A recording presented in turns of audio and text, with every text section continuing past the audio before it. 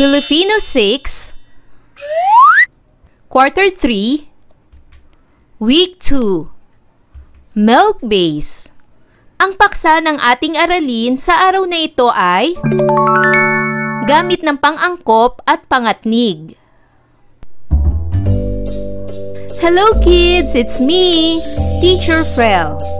Don't forget to subscribe, like, and share, and hit the notification bell for the latest video. You can also follow my Facebook page, Teacher Frel TV.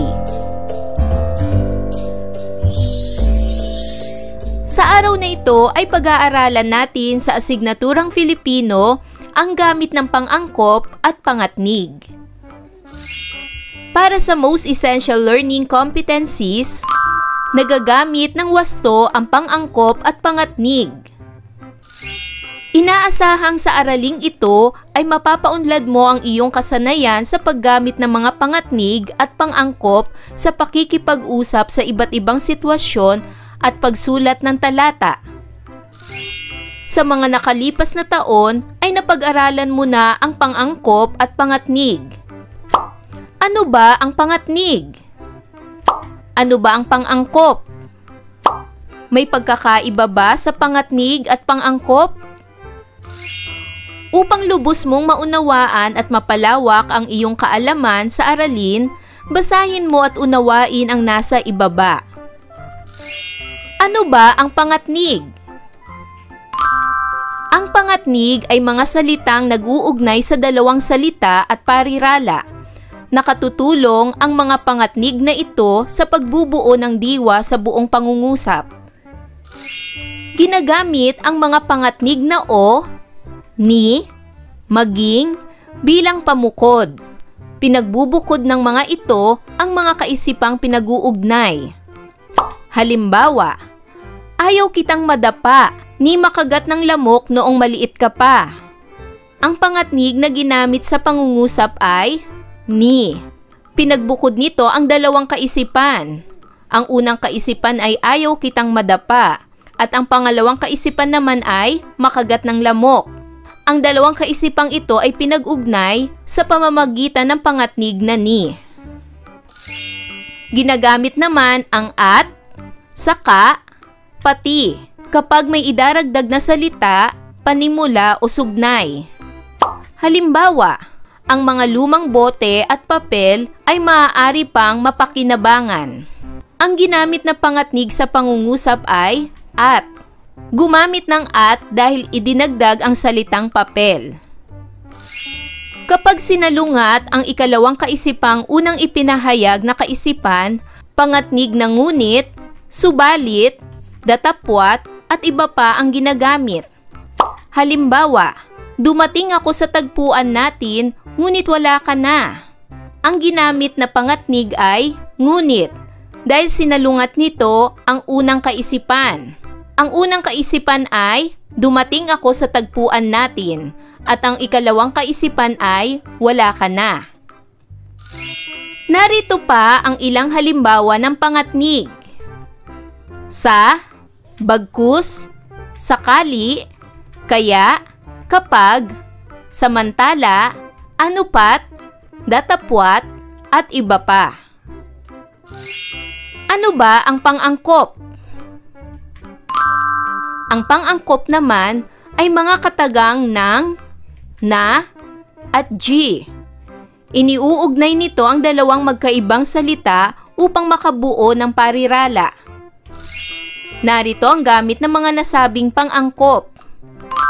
Ang pang-angkop na ng, ginagamit kapag ang unang salita ay nagtatapos sa mga patinig at idinurugtong ito sa nasabing unang salita. Halimbawa, trahedyang masaklap. Sa unang salita ay idinugtong ang pang-angkop na ng. Pang-angkop na. Ginagamit ito kapag ang naunang salita ay nagtatapos sa katinig maliban sa katinig na n. Inihihiwalay ito sa unang salita. Halimbawa, masaklap na trahedya. Ang unang salita ay masaklap. Ito ay nagtatapos sa katinig na P. Kaya ang idinugtong na pang-angkop ay na upang ihiwalay ang pangalawang salita sa unang salita.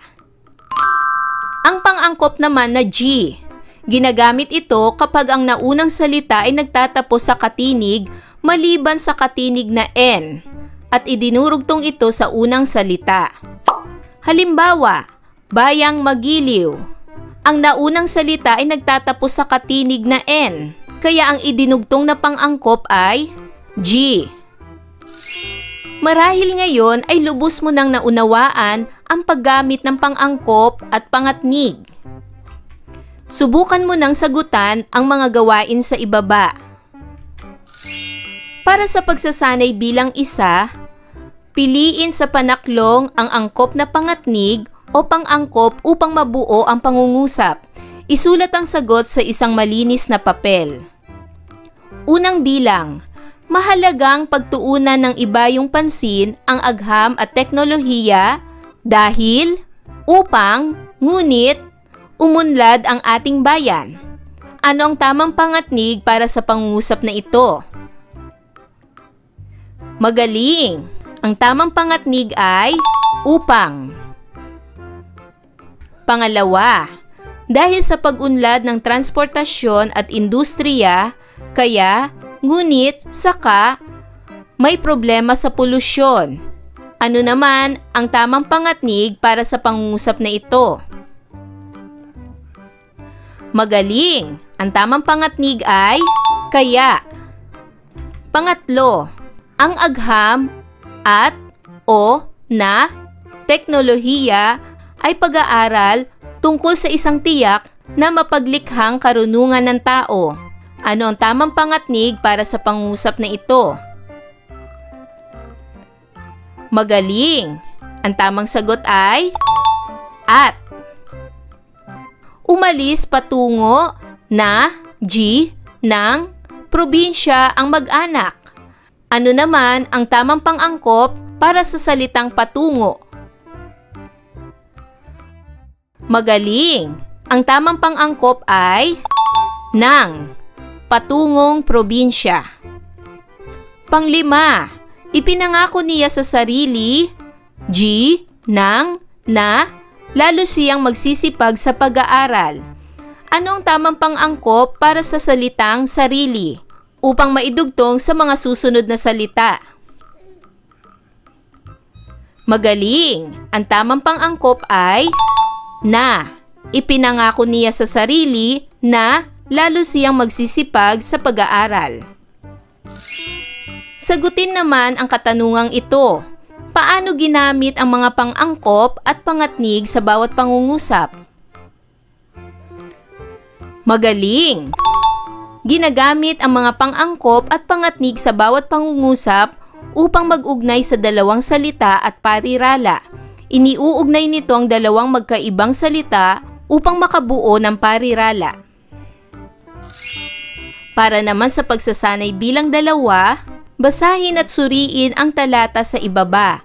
Tukuyin ang mga pang-angkop at pangatnig na ginamit dito. Pagkatapos ay gamitin ang mga ito sa pagbuo ng pangungusap. Isulat ang sagot sa sagutang papel. Basahin natin ang talatang ito. Napakayaman ng lungsod ng Cavite sa kagandahang na ipagkaloob ng kalikasan, tulad ng magandang tanawin, malalago at masaganang pananim. Dahil dito, maraming turista ang mga dumarayo. Lalo na ang mga Pilipinong naninirahan sa ibang dako ng bansa upang maipakita ang suporta bilang pagtangkilik sa sariling atin. Ngayon ay hanapin natin ang mga pang-angkop at pangatnig na ginamit. Gumamit ng G para pagdugtungin ang dalawang salita, kagandahang na ipagkaloob. Gumamit rin ng pang-angkop na ng upang pagdugtungin ang dalawang salita, magandang tanawin. Gumamit naman ng pangatnig na at upang pagdugtungin ang dalawang salita, malago at masagana. Gumamit din ng pang-angkop na ng upang pagdugtungin ang dalawang salitang masaganang pananim. Gumamit rin ng upang pagdugtungin ang dalawang salita, maraming turista. Gumamit rin ng pang-angkop na upang pagdugtungin ang Pilipinong naninirahan. Gumamit din ng pangatnig na upang pagdugtungin ang dalawang kaisipan, ibang dako ng bansa upang maipakita. At gumamit din ng nang upang pagdugtungin ang dalawang salita, sariling atin. Ngayon ay gamitin naman natin sa pangungusap ang mga pang-angkop at pangatnig na ating nakita sa talata. Narito ang aking halimbawa. Una, maluwag at maaliwalas ang kalsada papuntang probinsya. Ang aking ginamit ay at. Ito ay pangatnig. Pangalawa, maagang umalis ang pamilya ni Aling Rosa sa probinsya. Ako ay gumamit ng pang-angkop na nang upang pagdugtungin ang maaga at umalis, maagang umalis. Pangatlo, ang pamilya ay may pupuntahang pagtitipon sa Maynila bukas. Gumamit ako ng pang-angkop na G upang pagdugtungin ang pupuntahan at pagtitipon, pupuntahang pagtitipon. Pang-apat, nagtungo ang mag-anak sa Maynila upang mamasyal sa Star City. Ang ginamit ko ay pangatnig na upang. At pang-lima, ang buong pamilya ay masayang nagsama-sama para sa araw ng Pasko. Ang ginamit ko ay pang-angkop na nang upang pagdugtungin ang dalawang salita, masaya, nagsama-sama, masayang nagsama-sama. Ngayon, para naman sa pagsasanay bilang 3, pumili ng isa sa mga larawan na may kaugnayan sa iyong karanasan. Sumulat ng talatang naglalarawan o nagsasalaysay tungkol dito sa lungguhitan ng mga pang-angkop at pangatnig na ginamit mo sa iyong talata.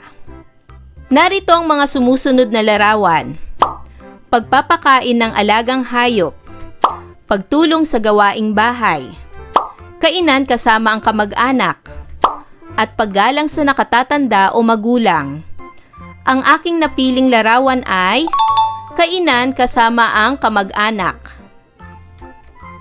Narito ang aking halimbawang talata na ginawa. Kainan kasama ang kamag-anak. Ang kainan kasama ang kamag-anak ay isa sa masayang pagsasama-sama ng buong pamilya. Dito ay lalong tumitibay at sumisigla ang magandang relasyon ng magkakamag-anak. Sa tuwing sasapit ang araw ng Kapaskuhan, maging ang bawat kaarawan ay masayang nagtitipon-tipon ang bawat pamilya.